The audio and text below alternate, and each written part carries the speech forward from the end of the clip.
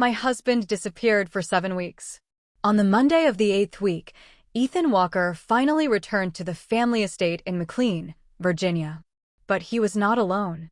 The passenger door of his black SUV opened, and a woman in a cream cashmere coat stepped out.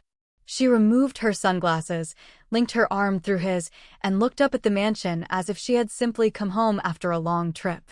Vanessa Hale. Ethan's childhood sweetheart. His former fiancée. The woman he had once nearly chosen over his family. He brought her into the house where we had lived as husband and wife, then stood in front of his parents, his grandfather, and me and said, "Claire is still my wife. That is not changing. But Vanessa has been through an overseas crisis, and she is in no condition to be alone. I owe her my support. She isn't asking for a title." For several seconds, the only sound in the room was the crack of burning wood in the fireplace. Ethan believed he had offered everyone a reasonable compromise. His mother, Evelyn Walker, set her coffee cup down so hard that the saucer split. "You want one woman to preserve your marriage, your family image, and your position on the board," she said, "while the other gets your love and protection?" Her voice did not rise. That made it worse. "That is not responsibility, Ethan. That is asking 2 women to pay for your selfishness." At the head of the room, 78-year-old Charles Walker rose with the help of his cane. He had founded Walker Global Logistics more than 40 years earlier and built it into one of the largest medical transportation and disaster response networks in the country. The company's aircraft, warehouses, and cold chain facilities stretched across 4 continents. He did not defend his grandson. He looked at me. "Claire, you do not have to sit here while he decides which woman he wants." He placed both hands over the top of his cane. "The trust committee and the board will deal with his position. You only need to tell us what you want." Every face in the room turned toward me. I opened my handbag, removed the divorce agreement I had already signed, and placed it on the table in front of Ethan. "I don't need him to choose," I said. "I already chose myself." For the first time since he had walked through the door, Ethan's calm expression broke. He had forgotten why the Walker family noticed me in the first place. It was not because I was quiet, obedient, or born to stand beside a powerful man. It was because I had beaten every candidate in the most difficult crisis management challenge the Walker Foundation had ever designed. The Walkers did not publicly audition daughters-in-law, despite what gossip columns liked to imply. What they did have was a long-standing rule. Anyone entering the family's core trust circle, executives, partners, advisors, or spouses of heirs, had to survive 3 kinds of scrutiny: competence, conflict of interest, and moral judgment under pressure. For years earlier, the Walker Foundation had sponsored an international emergency supply chain competition. I was 27 then, working as a hospital inventory analyst and living in the same small Arlington apartment where I had grown up. The first round gave us 300 pages of warehouse, transport, and procurement data. Hidden inside were 7 risks that could collapse a relief network. The second round simulated a Category 5 hurricane. The port was closed. Rail service had failed. 3 hospitals had only 18 hours of medicine left. We had 60 minutes to rebuild the route. The third round looked simple. The judges offered us a plan that would save $20 million, but push rural clinics and low-income communities to the back of the line. Most contestants calculated the financial and public relations consequences. I pushed the proposal back across the table. "A relief system does not exist to protect the most profitable patients first," I said. "If the plan only works by sacrificing people no one powerful can see, then the plan is wrong." I won. My father, Daniel Bennett, was a maintenance technician at one of Walker Global's warehouse parks. My mother died when I was young. I grew up in the repair room behind a distribution center, playing with discarded scanners, valves, route maps, and broken conveyor sensors while my father worked overtime. Scholarships carried me through degrees in operations research and supply chain analytics. After graduation, I took the safest job I could find, tracking hospital inventory and warning administrators before a missing shipment became a medical emergency. Winning the challenge earned me a position in the Walker Foundation's Disaster Resilience Division. That was where I met Ethan. He had been one of the final judges. He wore a perfectly tailored charcoal suit and asked questions like he was cutting weak arguments apart with a blade. After the competition, he stopped me outside the elevator. "You knew rejecting that route might cost you first place," he said. "Why did you do it?" "Because winning was never supposed to prove that I could calculate everything," I told him. "It was supposed to prove that I knew what should never be reduced to a calculation." He studied me for a long moment, then smiled. At the time, I thought he truly saw me. Later, I understood that he saw something useful. I was intelligent, disciplined, emotionally steady, and free of a complicated family network. I would strengthen the Walker name without threatening it. I fit every requirement Ethan had for a wife. The only problem was that the woman he loved had never been me. Ethan pursued me for 10 months. He brought hot coffee when I worked late. He spent an entire Saturday helping my father repair an old heating unit. He listened when I talked about inventory failure curves and transportation bottlenecks that bored everyone else. He never made dramatic declarations. The night he proposed, he said, "Claire, when I'm with you, my life finally feels like it has a stable, clear route." I heard devotion. Looking back, it sounded more like a risk assessment. Our first months of marriage were calm rather than passionate. I worked on emergency programs for the foundation. Ethan served as Executive Vice President of Global Operations. We often sat together in his study after midnight, exchanging reports. He sent me board proposals and asked me to find flaws before anyone else did. Once, I returned a report with 6 pages of notes. He stood by the window reading them, then said, "You really are exactly the kind of person the Walker family needs." I laughed and asked, "What about you? What do you need?" He lowered his eyes and kissed my forehead instead of answering. Silence is an answer when someone gives it often enough. 7 weeks before he came home with Vanessa, Ethan received a call from Europe at 2 a.m. Vanessa's company, Hale Meridian Transport, handled part of an international medical relief project along the Adriatic coast. A shipment of emergency antibiotics, insulin, and low-temperature equipment had been delayed at a transfer port. Several temporary clinics were supposedly hours away from running out. Ethan stayed in his study for 2 hours after the call. At dawn, he came downstairs carrying one small suitcase. "There has been a serious project failure," he said. "I have to go. When will you be back?" "A few days." "Do you want me to alert the Foundation's emergency team?" "No. Vanessa is already handling it." It was the first time he had ever spoken her name to me. I looked at him. "You never told me she was involved in that project." He avoided my eyes. "It's work, Claire." He kissed my cheek in the foyer and left. For 3 days, he sent short messages. On the 5th day, he stopped answering my calls. On the 10th, Evelyn told me he had applied to extend his overseas stay without mentioning it to me. On the 15th, Walker Global's legal department received several emergency waiver documents bearing Ethan's digital signature. On the 22nd, Vanessa posted a photograph on a private social media account. The picture showed 2 cups of coffee near the sea and a man's hand resting beside one of them. On his wrist was the anniversary watch I had given Ethan. Evelyn came to see me that afternoon. She did not defend her son. She sat across from me and said, "Claire, if you decide to leave, this family will not stop you. We will not ask you to endure humiliation for the company's reputation." I asked, "How long have you known about Vanessa?" Evelyn was silent for several seconds. Then she told me everything. Ethan and Vanessa had been together since high school. The Hale and Walker families moved in the same East Coast circles, and for years everyone assumed the two would marry. But before the engagement became official, Walker Global's Conflict of Interest review uncovered serious questions about Hale Meridian's debt and related party transactions. Vanessa refused to disclose the company's full liabilities. She also refused to sign restrictions that would prevent her family's business from benefiting from Ethan's future authority. She called the review an insult. The engagement collapsed.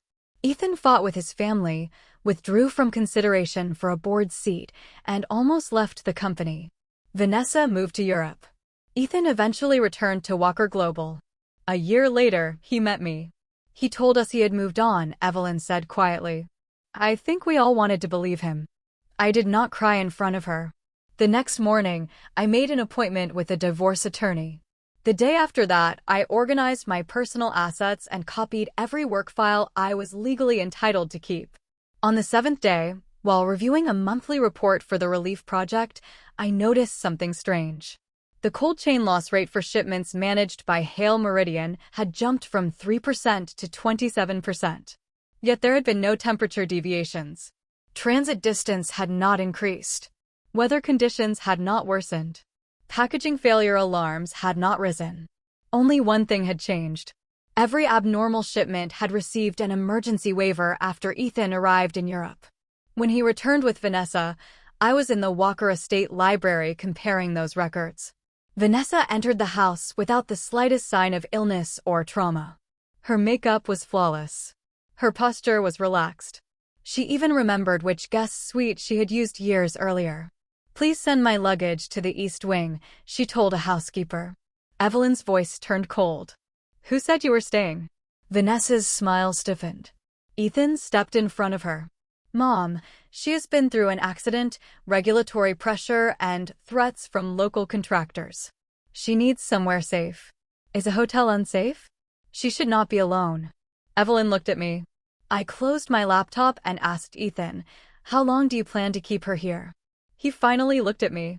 7 weeks had changed him. He had lost weight, and fatigue shadowed his eyes. "Until the situation in Europe is resolved." "In what capacity is she moving into our home?" His jaw tightened. "Claire, I understand this is unfair. But Vanessa is not trying to replace you. She is not asking me to divorce you." I almost laughed. "Should I thank her?" "That is not what I mean." "Then what do you mean?" He paused, arranging his words as carefully as he would in a board meeting. "You remain Mrs. Walker. Your work, your trust benefits, and your position in this family will not change. Vanessa simply needs me to honor a promise I made a long time ago." I stared at the man I had married and realized he could make betrayal sound like philanthropy. Vanessa spoke softly. "Claire, I never wanted to hurt you. Ethan always said you were rational, mature, and better than anyone at understanding responsibility." "What else did he say?"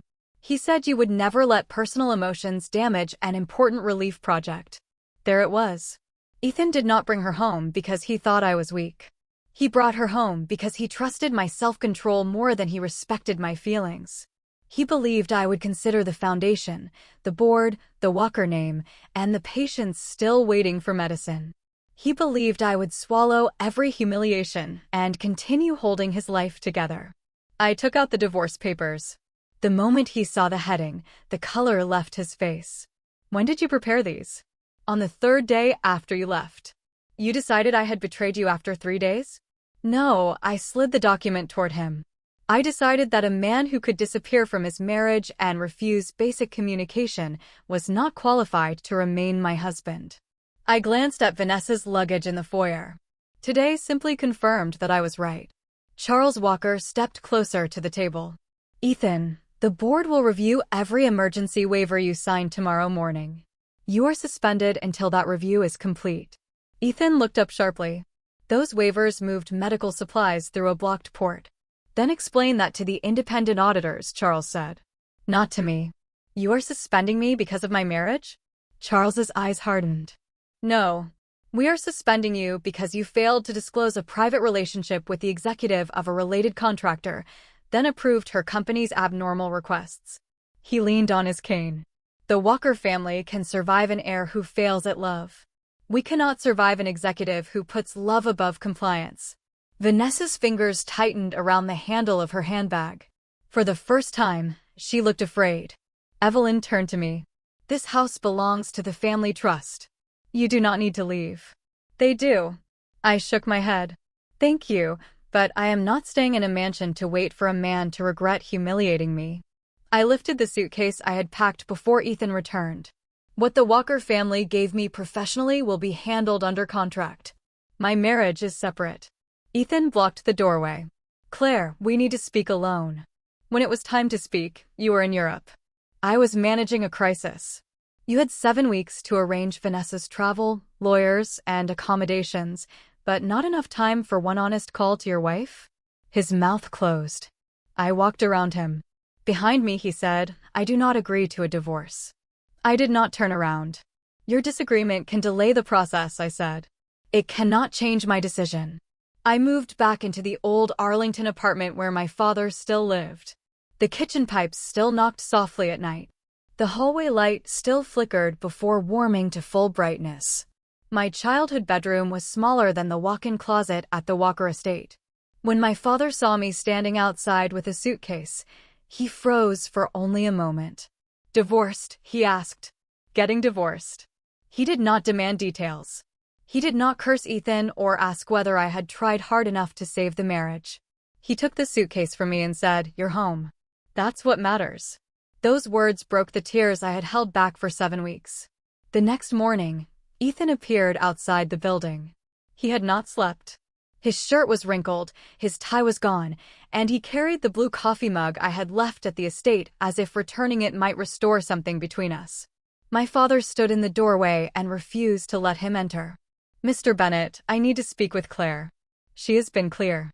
A marriage is not a contract one person can cancel alone." I stepped out from behind my father. "No," I said. "But it does require 2 people willing to continue it." Ethan moved toward me. "Vanessa has gone to a hotel. That has nothing to do with me. I will end every private arrangement with her. I will disclose everything to the board. Come home, and we will start again. And then we rebuild." I looked at him for a long time. "Ethan, you are not here because you suddenly discovered that you love me. You are here because the board suspended you, the trust committee opened a review, and you realized that losing the wife who stabilizes your life is more dangerous than losing the woman you once loved. That isn't true. Do you love me?" His lips parted. Several seconds passed. No answer came. I nodded. "That is the answer." His face went pale. "Love can be rebuilt," he said. "Respect cannot."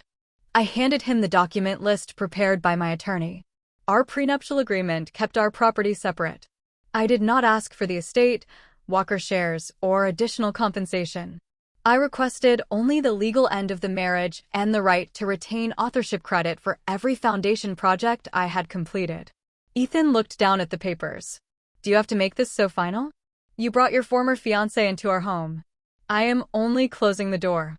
A black sedan stopped at the curb. Evelyn stepped out with Walker Global's general counsel.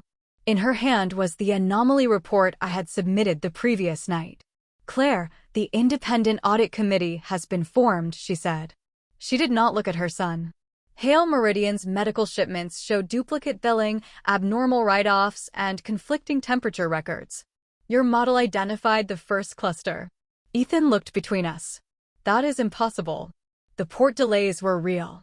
I asked, "Do you know Hale Meridian's actual financial condition? They have been a partner for years." That was not my question. He said nothing. "Did you review the raw temperature logs before approving the waivers?" He remained silent. "Did you verify physical inventory at the receiving warehouses?" His expression tightened. Vanessa assured me the goods were temporarily delayed. Evelyn slapped him. The sound carried down the narrow street. "You are the executive vice president of global operations," she said. "You are not Vanessa Hale's personal guarantor. Since when does her assurance replace original records?" Ethan turned his face away and did not speak. In that moment, I finally understood why Vanessa had summoned him to Europe. She did not need only an old lover. She needed someone with Walker Global's highest emergency approval authority and someone willing to believe her without verification. Ethan thought he had flown overseas to rescue his first love. He might have signed the documents that protected a fraud. Evelyn held out the report to me. "Walker Global's external investigation team wants to meet you this afternoon. You can refuse." I looked down at the missing inventory listed on the page. Insulin, antibiotics, portable oxygen equipment. Those were not abstract numbers.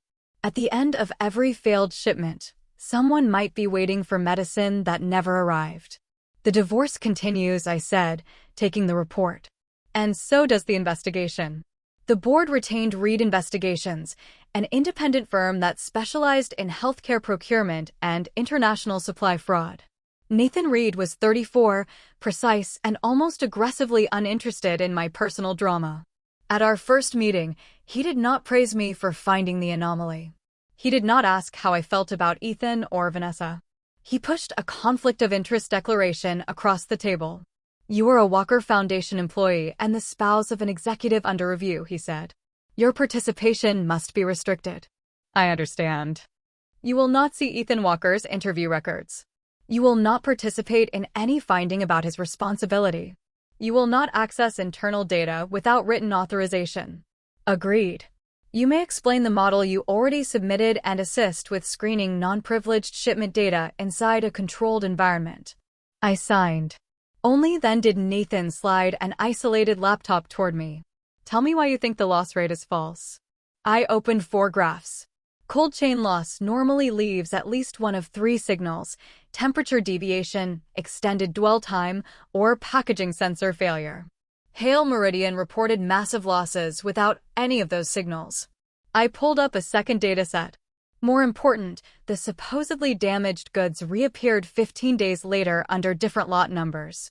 The weight, packaging count, and medication ratios are almost identical. Nathan leaned closer to the screen. The same shipment was sold twice? At least twice. With court authority and full board audit access, the team reviewed 18 months of transport records. The scheme was not sophisticated. It was simply hidden inside a system designed to move fast. Hale Meridian marked part of each qualified medical shipment as temperature damaged. Because overseas relief projects involved multiple carriers and compressed inspection windows, the reports were rarely challenged. The damaged products were sold to a disposal contractor controlled by the Hale family, transferred to a private warehouse, repackaged, and sold back into the procurement chain. Walker Global and its partner foundations paid more than once for the same medicine. On paper, relief inventory increased. At field clinics, shelves became emptier. Ethan's emergency waivers covered the 4 most dangerous batches. Seeing his signature still tightened something in my chest. Not because I wanted to protect him. Because I had reviewed dozens of his reports during our marriage. I had warned him again and again that a route was not successful simply because it arrived on time. Someone had to ask who carried the risk when the route failed. He always listened. Until the person asking him to ignore the rules was Vanessa. At 9 one evening, Ethan came to the audit office. His building access had been revoked, so he waited in reception like any other visitor. Claire, I need to talk to you. About the divorce, call my lawyer. About the investigation, I am not authorized to speak with you. I am not asking what the investigators know. His voice sounded raw. I came to tell you I never took $1. I believe you. He stared at me. You believe me? I believe you did not profit. That does not mean you are free of responsibility. I kept my voice even. You allowed a personal relationship to replace verification. You accepted Vanessa's word instead of raw data. You may not have designed the fraud, but you could have been its most valuable shield. The color drained from his face. She told me that if I did not sign, the clinics would run out of medicine. That made verification more important, not less. There was no time. You found 7 weeks to remain beside her. You could not find 30 minutes to demand an original temperature log. He could not answer. Nathan emerged from a conference room. Mr. Walker, your attorney has arrived. Your formal interview begins in 10 minutes. Ethan did not move. He looked at me as though I were the last rope above deep water. Claire, Vanessa would not do this. The evidence was already spreading across 3 screens, and his first instinct was still to protect her. Then let the evidence prove that, I said. Stop asking me to pay for your faith in her. Vanessa's first interview was almost flawless. She acknowledged management failures inside Hale Meridian, but blamed local subcontractors. She admitted asking Ethan to approve emergency documents, but claimed every request had been made to save lives. If we had followed Walker Global's standard verification process, she said, tears gathering in her eyes, the clinics would have waited at least 3 more days. They did not have 3 days. Without the data, I might have believed her. Nathan did not argue. He asked, why did the exact weight and package ratio of a damaged shipment appear in a new purchase order 15 days later? Vanessa paused for less than a second. Coincidence. Why did every coincidence pass through warehouses controlled by Hale Meridian? I do not know. Why did you ask Ethan Walker to receive documents through a private email account? Her expression changed. The local network was unstable. The private server was in London. Local connectivity would not explain it. After the interview, Vanessa stopped me in the corridor. You must be enjoying this. Enjoying what? Watching Ethan lose his position because of me. Watching the Walkers finally realize they chose the wrong woman. I closed my laptop. The Walker family did not choose the wrong woman. They recognized my ability. My marriage was a separate mistake. She laughed without humor. You really believe they see you as family? You are a maintenance worker's daughter. Without Ethan, you would never have entered that estate. You are right about my father, I said. He repaired Walker Global's pipes, cold rooms, scanners, and conveyor systems. I stepped closer. So I learned earlier than you that the most important people in a system are rarely the ones standing under the chandelier. They're the people no one notices until everything stops working. Her smile disappeared. You did not come back only for Ethan, I continued. If love were your only goal, you would not have needed his approval codes, Walker Global's name, or your family's lawyers inside the estate. You wanted his authority. You wanted the company's reputation. You wanted the Walker family to stay silent when Hale Meridian collapsed. Vanessa watched me for several seconds, then smiled again. So what if I did? Ethan trusts me. He has challenged his family for me before, and he would take one risk for me again. You have his trust, I said. You do not have the facts. That afternoon, the investigators identified a $28 million short-term debt at Hale Meridian that would mature within weeks. If the duplicate billing scheme stopped, the Hale family would lose its primary credit line within a month. Vanessa had contacted Ethan the day after the bank demanded additional collateral. Her feelings might have been real. So was her calculation. The most damaging evidence came from an overseas warehouse manager. He turned over an internal message from Vanessa. As long as he signs, Walker will never make this public. Charles protects the family name above everything. They will not let their heir be dragged into a fraud case. E meant Ethan. When Nathan placed the message in front of me, he did not ask what I felt. We will authenticate it independently, he said. You are not required to make any judgment about your husband. Former husband, I said. The divorce had not yet been finalized, but the word felt right. I thought of Ethan standing outside the interview room, insisting Vanessa was incapable of fraud. He had not lost to a woman more beautiful, more privileged, or more desirable than me. He had lost to a fantasy he refused to verify. 4 days later, Ethan requested one conversation in the presence of our attorneys. We met in a small conference room on the 27th floor of Walker Global's headquarters. The Potomac River reflected the gold of sunset behind him. The authenticated message lay on the table. She says she did not write it, he said. I did not respond. Technical review is still ongoing. Then wait for the result. Did you decide from the beginning that she was guilty? I decided from the beginning that the data was abnormal. You hate her. I dislike the woman you moved into my home. That is not evidence, and I have never treated it as evidence. His fingers tightened against the table. You always make everything sound simple. No, Ethan. I separate things because you refuse to. I pointed to the divorce file. Our marriage ended when you disappeared and came home expecting me to accept another woman inside it. Then I pointed to the investigation file. This case depends on shipping records, approvals, money, and evidence. Vanessa does not need to be a criminal for me to leave you. And I do not need to hate her for the investigators to follow the facts. He looked down. For the first time, he seemed to understand that my decision did not depend on Vanessa being convicted. Even if she had been innocent of every financial crime, he had still betrayed me. The divorce agreement was signed that afternoon. Ethan did not contest my request. I did not ask for his shares, his trust income, or the estate.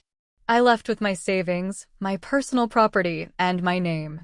Outside the building, reporters waited behind barriers.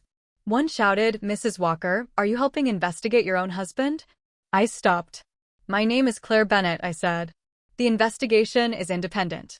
I am providing technical analysis under conflict of interest restrictions."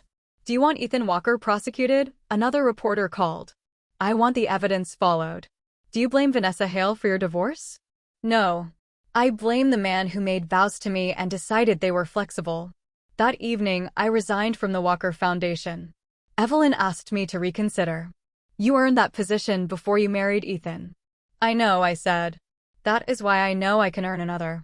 I no longer wanted to be introduced as Ethan Walker's wife, the Walker family's brilliant daughter-in-law, or the clever woman who saved the family during a scandal. I wanted to know how far I could go when every door carried my own name. My father objected at first. You fought for that job, so I can fight for the next one. He was kneeling under the kitchen sink, tightening a pipe. He stayed silent for a while. Do not make your life harder just to prove a point. I'm not. He handed me the wrench. Then go. And if money gets tight, tell me. I spent 30 years repairing machines. I cannot buy you a mansion, but I can keep you fed for a few months. My throat tightened. The investigation did not stop using my work after I left the foundation. Nathan offered me a short-term independent consulting contract reviewed by outside counsel. I would analyze supply chain data only. I would not see witness statements or participate in conclusions about Ethan. It was the first invoice I ever issued under my own name. The amount was not impressive. I stared at it for a long time anyway. The Walker family had given me a beautiful office, a foundation title, and access to rooms where powerful people made decisions. This was the first time someone paid only for my judgment. Nathan did not treat me gently because of my divorce. When the threshold in my model was too broad, he rejected it. When I classified a suspicious batch incorrectly, he sent one sentence at 2 in the morning. Evidence does not adjust itself to emotion. I was furious. Then I checked the file again and discovered he was right. The next day, I put the corrected report on his desk. You could say things more politely. Would politeness make the error correct? No. Then it would be inefficient. He opened the report without smiling. Several minutes later, he said, "This version works." That simple approval comforted me more than sympathy ever had. He saw my work, not my wound. Just as we traced a second path of diverted funds, Vanessa changed her statement.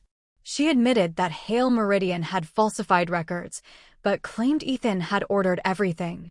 To support her accusation, she submitted several recorded calls. In one, Ethan said, "I will deal with the paperwork. Do not be afraid." In another, he said, "Get the shipment through first. We can correct the earlier problems afterward." Taken alone, each sentence sounded like an executive promising to conceal fraud. The Walker board immediately suspended all of Ethan's remaining access. Federal investigators opened a formal case. Within hours, financial networks ran the same headline. Walker Air linked to medical relief fraud. Other outlets preferred the personal angle. Ex-wife helps investigate husband after public divorce. Commentators called me brave, vindictive, calculating, principled, and heartless, sometimes in the same paragraph. My father read the comments on his phone and became so angry that he tried to create an account to argue with strangers. I took the phone from him. When the evidence is public, they will find a new story. And if the evidence never clears you, he asked, then I still cannot change facts to prove I am a good person. Nathan asked whether I wanted to withdraw from the audio review. You signed the divorce agreement less than a week ago, he said. Any conclusion you reach will be attacked. Does procedure require me to withdraw? No. The file metadata falls within the verification work you were already assigned. But voluntary recusal is available. I looked at the audio files. I do not need Ethan to be innocent. I do not need him to be guilty. I need to know whether these recordings are real. Nathan nodded once. Then look only at the evidence. The files contained no obvious editing breaks. The voices were continuous, and the visible timestamps supported Vanessa's account. But after listening dozens of times, I noticed a background sound. Every 4 seconds, there was a short metallic strike. Vanessa claimed the calls had taken place inside a temperature-controlled transfer warehouse in Europe. Such facilities used hydraulic seals and insulated walls.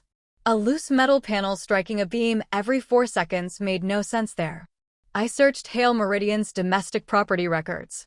Beside an old freight yard in Baltimore stood a half-abandoned maintenance shed. A safety report from 2 years earlier mentioned a roof shield that had come loose. In strong wind, It hit the support frame at regular intervals. Investigators obtained a sound sample from the shed. The frequency matched. So did the echo pattern and metal composition. The device location history had been deleted from Vanessa's recordings, but an automatic wireless connection log remained in a backup file. On the day she claimed to be in Europe, her phone had connected to Hale Meridian's internal network at the Baltimore freight yard. She had never been overseas for those calls. Vanessa had recorded Ethan before the fraudulent write-off documents existed, when he was telling her to move a legitimate emergency shipment and complete normal paperwork afterward. She later changed the file labels and presented the call as proof that Ethan had ordered her to conceal evidence.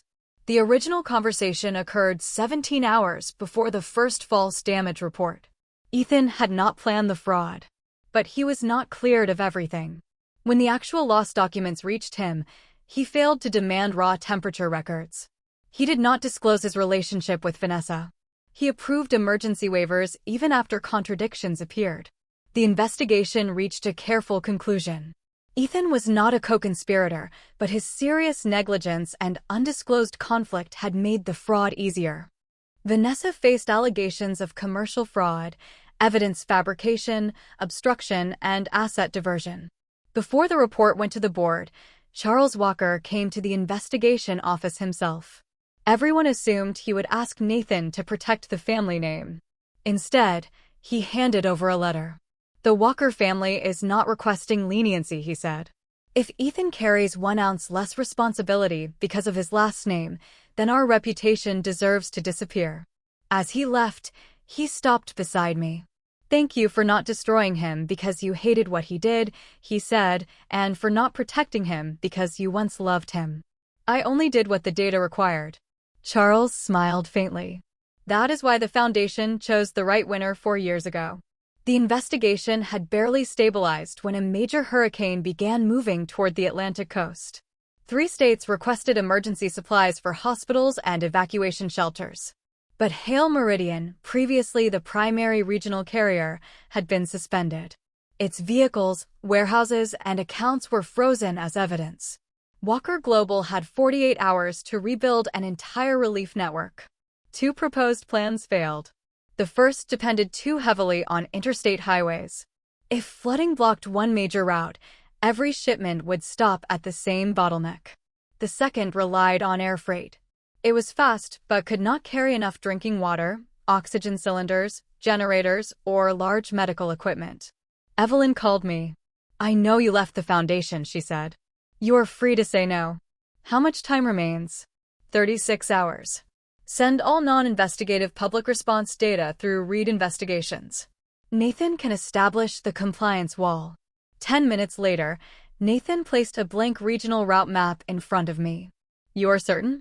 Patients will not wait an extra day because I divorced a Walker. For 6 hours, I rebuilt the network into 3 layers. The first used remaining rail access to move bulk supplies inland before the storm arrived. The second distributed inventory across local hospitals, universities, pharmacies, and municipal facilities instead of concentrating everything in one warehouse. The third layer was the smallest and most important. We placed 24-hour quantities of insulin, antibiotics, portable oxygen units, and infant formula at 17 community microhubs. A finance manager objected that the arrangement increased handling costs. These hubs are not designed to move the greatest volume, I said. They are designed to keep the most vulnerable people alive for one more day if rail, highways, and airports all fail at once. Nathan stood at the end of the table. What if 3 of the 17 hubs are damaged? Coverage overlaps by 30%. Any 3 can fail without leaving a community completely isolated. What if communications go down? Printed manifests, satellite text, and fixed delivery windows operate in parallel. He asked nothing else. The emergency command team approved the plan 12 hours later. On the night the hurricane made landfall, the main interstate flooded and coastal airports shut down. The worst-case scenarios arrived together. But bulk rail shipments had already moved inland. Local inventory had already been separated. No single warehouse failure could stop the system. At 2 in the morning, a nursing home lost its backup generator. Its refrigerated medicine would remain safe for only 4 hours. The nearest community hub delivered insulin and a mobile cooling unit in 27 minutes. At dawn, a bridge failed and cut off a small town near the bay. A university hub on the opposite side used boats operated by its athletic program to deliver portable oxygen equipment. 48 hours after landfall, not one registered hospital had stopped emergency treatment because of a supply chain failure.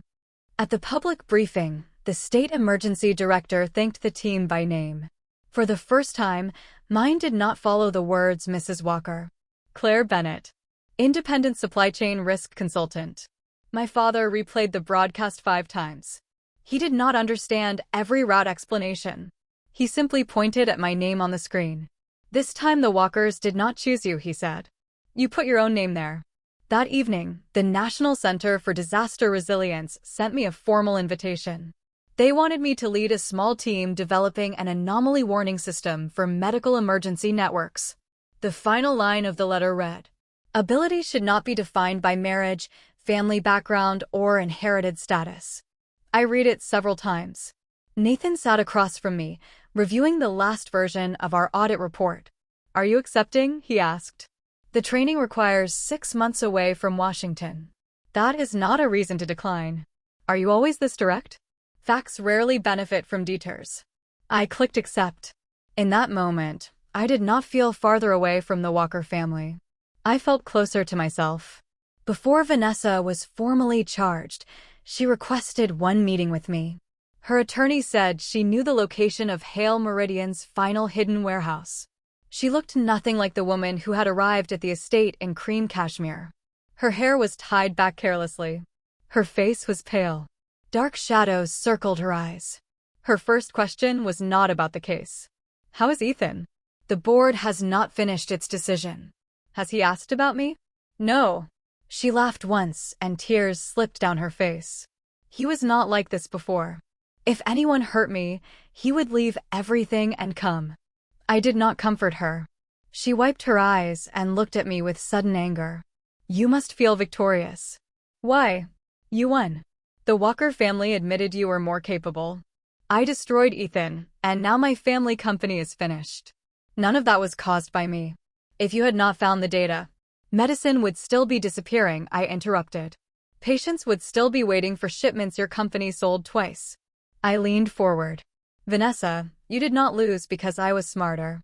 You lost because you treated every rule as an obstacle that wealth, love, or connections could remove." For a long time, she said nothing. Then she told me how it began.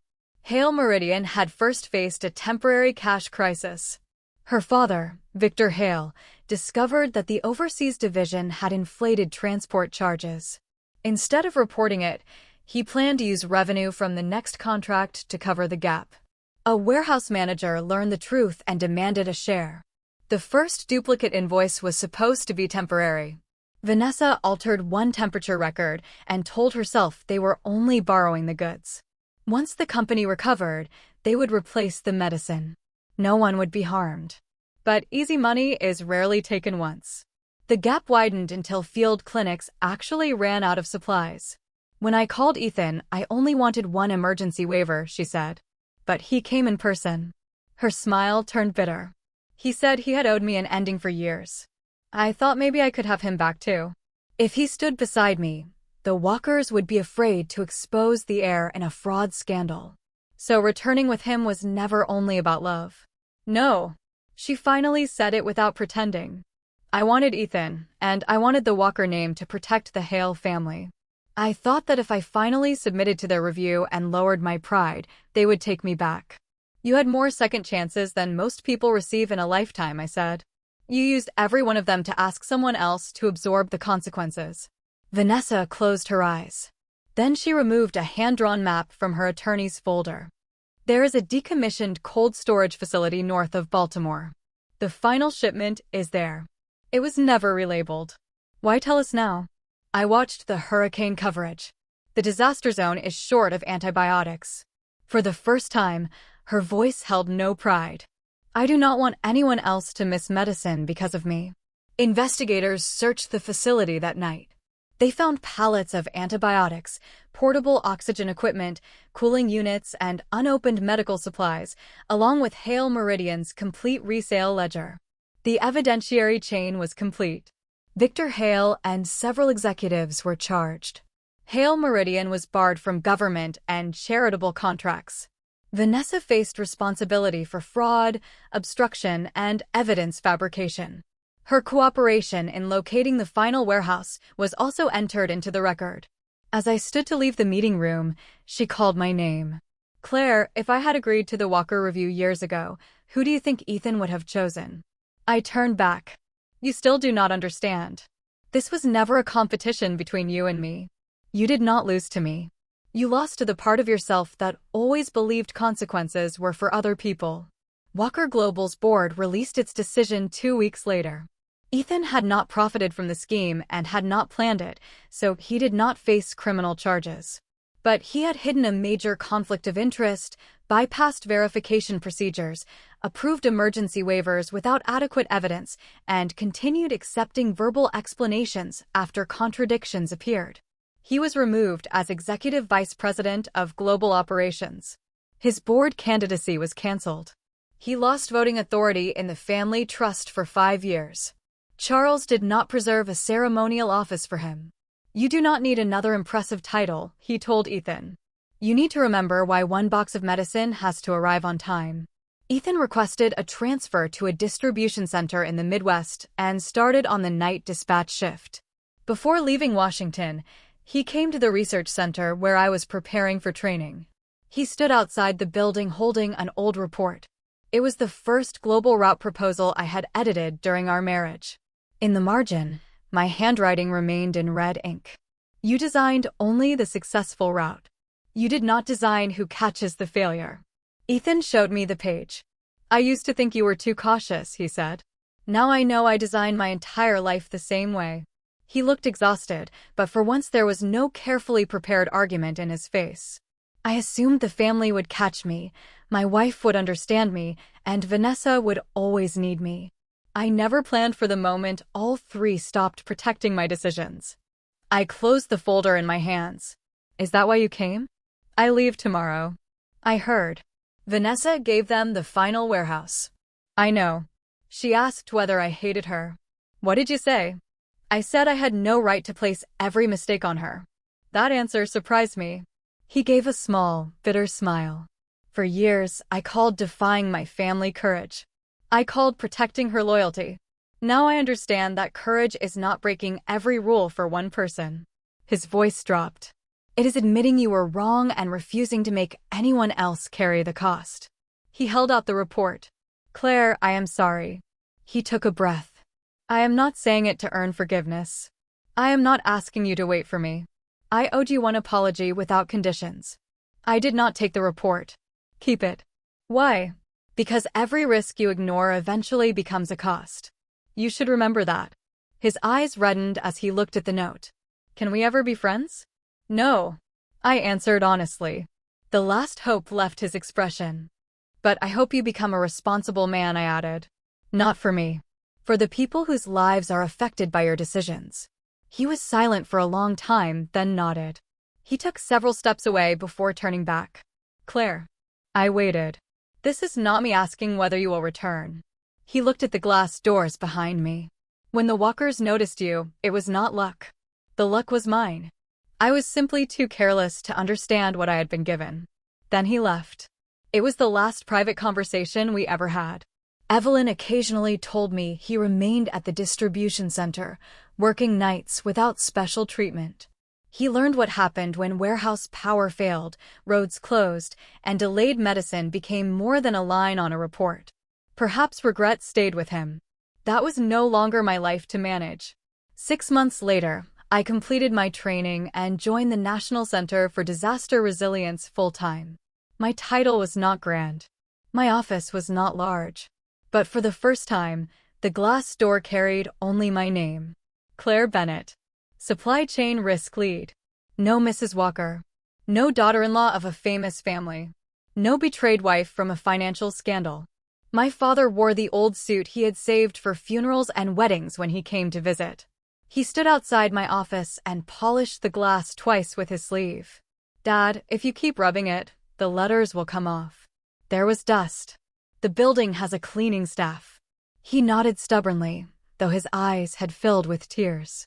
My first independent project expanded the Hale case's anomaly detection logic into a national medical relief network. We divided warning signs into 4 groups: abnormal loss, duplicate billing, timing conflict, and route mismatch. Patterns that once took auditors months to find could now be flagged in minutes. The first time the system stopped a suspicious shipment, Nathan sent me a message. The data did not lie this time either. I replied, "Data has always been honest. People are the ones who decide not to look." Nathan became an outside compliance advisor to the center and my most frequent opponent in meetings. We argued over risk thresholds until midnight and ate cold sandwiches outside convenience stores after projects ended. He never made decisions for me. He never handled me carefully because of my past. One evening after a meeting, he asked, "Are you free Saturday? Is there another project?" "No. Personal invitation." "Can I refuse?" "Of course. Refusal will not stop me from rejecting your report on Monday." I laughed. "Saturday, then." There was no grand ballroom, no billionaire rescue, and no promise that love would erase every wound. There were simply 2 people standing on their own feet, willing to see whether they could walk beside each other. Evelyn still visited sometimes. She stopped bringing news about Ethan. Instead, she brought apple pie, old logistics case studies recommended by Charles, and questions about my newest project. One afternoon, she placed a dark blue document box on my desk. Inside was an offer for a long-term consulting role with the Walker Foundation and a letter of thanks from the Family Trust Committee. I pushed the offer back. "I cannot return as a permanent advisor." "This is not an invitation to become part of the family again," she said, keeping one hand on the box. "Charles believes the Walkers did not truly choose a woman suitable for an heir. They recognized a professional worth respecting." She opened the agreement. It carries no family title and no personal condition. I read the final pages. Independent fees. Mandatory conflict review. Public authorship credit. Everything was clear. I declined the permanent role but accepted one 3-month project contract. Evelyn smiled. "Why only one project?" "Because professional cooperation can continue. Family identity does not need to return." She looked at my name on the door. "Did you truly never want to go back?" "I did." She blinked. Just after I left, I wondered whether life would have been easier if Ethan had never brought Vanessa home, if he had apologized earlier, or if I had remained at the foundation. I opened the smaller room beside my office. It was crowded with route maps, test models, data screens, and files waiting to be verified. Then I realized I did not miss the marriage, I said. I missed the work that reminded me my ability had value. I gestured toward the room. "Now I have my own research archive." Evelyn laughed. "It is already larger than the one at the estate. It will be larger next year." A year after the investigation, our anomaly warning system completed its first national rollout. It identified 17 procurement and transport risks before losses occurred. It prevented tens of millions of dollars in waste and helped several delayed medical shipments reach hospitals on time. The center held a public briefing attended by government agencies, hospitals, foundations, and transportation companies. My father sat in the front section in his old suit, his back perfectly straight. Evelyn and Charles sat several rows behind him. Nathan stood near the side entrance with documents for the next session. During the question period, a reporter raised her hand. "Ms. Bennett, people often say your career began with the Walker Foundation's 3-part crisis challenge. Do you believe that competition changed your life?" I thought before answering. "It taught me that background does not determine ability," I said. But afterward, I faced 3 more difficult tests. The room became quiet. The first was whether I could leave the safest-looking place in my life after someone betrayed me. The second was whether I could follow evidence when the truth involved someone I had loved. The third was whether I could remember my own name when other people offered me an easier, more prestigious identity. I looked out at the audience. I used to believe intelligence meant calculating the correct answer. Now I think real intelligence is knowing what cannot be traded, what cannot be compromised, and which road you must be willing to walk yourself. After the event, Charles approached with his cane. He had grown thinner during the year, but his eyes remained sharp. "Those 3 tests were harder than anything we designed," he said. I took his arm. "You did not have to come in person. I wanted to see the winner of our old competition." He removed a photograph from his folder. I was standing in the last row of contestants, wearing an inexpensive navy suit and holding a pen that had run out of ink. Ethan stood at the opposite side as a judge. He was looking toward the stage, not at me. After the final round, Charles said, "I asked Ethan what he thought of you." "What did he say?" "He said you were perfect for the Walker family." Charles sighed. At the time, I considered that high praise. Later I understood that being suitable is not the same as being chosen. A man who never truly chooses a person rarely understands how to value her. I handed the photograph back. "It is over." "Yes," he said. Then he looked at the display behind me. "Fortunately, you did not allow that marriage to become the most important story of your life." That evening, I walked with my father through Old Arlington. The former Walker distribution building near our apartment had been converted into a community training center. Young people learned cold chain maintenance, equipment repair, and warehouse technology in the same kind of room where I had spent my childhood. My father asked, "Did you ever hate Ethan?" "A little." "And now?" "Not anymore." "You forgave him?" "No." I linked my arm through his. "I no longer need to." Forgiveness and refusal to forgive can both keep a person at the center of your heart. Letting go is different. It is hearing his name and recognizing only a road that has already ended. At the next corner, Nathan waited beside his car. He took the document bag from my father. My father looked at him, then at me, and cleared his throat with exaggerated seriousness. "I will head home. You two can walk slowly." Nathan said, "I will have her back by 10. My father nodded approvingly, walked several steps, then turned around. 10:30 is acceptable." I laughed so hard I had to stop walking. Night wind moved through the plane trees, and Washington's lights glowed in the distance. Once I believed that entering the Walker estate was the best answer my life could offer. I eventually learned that no door is a destination.